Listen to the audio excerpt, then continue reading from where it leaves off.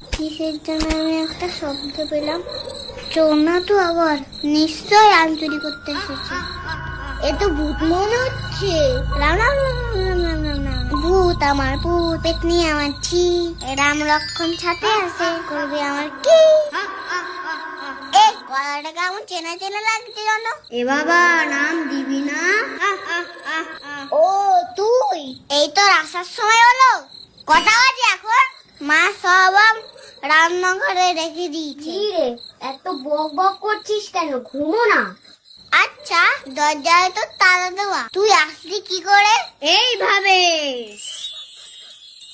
কোথায় গেল? কোথায় গেল? দেখলি? তুই এই ম্যাজিকটা কোথা থেকে শিখলি?